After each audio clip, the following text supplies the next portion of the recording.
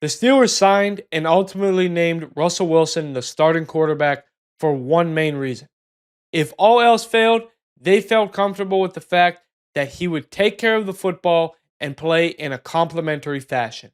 But on Saturday, it was the exact opposite, and while Wilson and the Steelers may have blown their best shot at an AFC North crown, Russell Wilson may have lost out on millions of dollars come this offseason.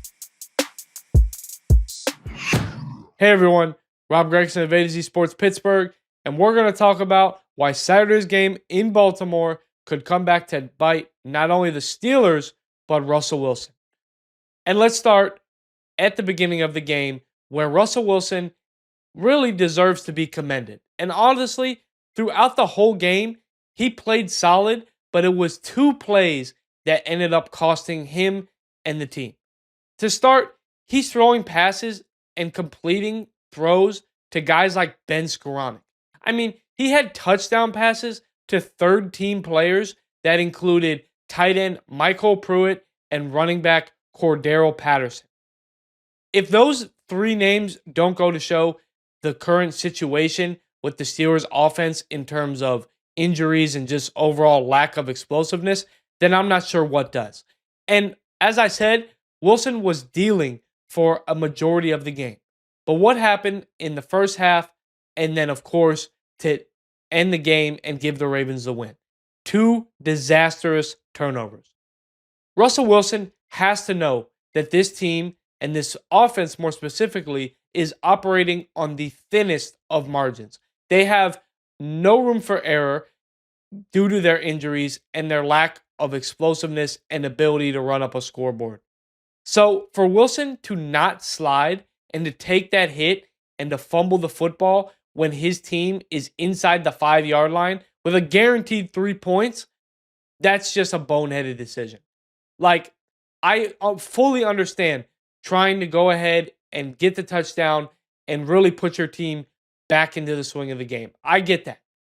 But this is a player with natural baseball instincts that he has to know to get down there and slide, if for no other reason than to protect himself. I mean, let's not forget that Justin Fields isn't even available in the game because he hurt himself running the football the week prior against the Eagles. So it was just a total lack of awareness from Russ, and it was only exacerbated in his end-of-game pick six to Marlon Humphrey. I mean, if that doesn't go down as the worst throw of Russell Wilson's career, then everyone's in trouble.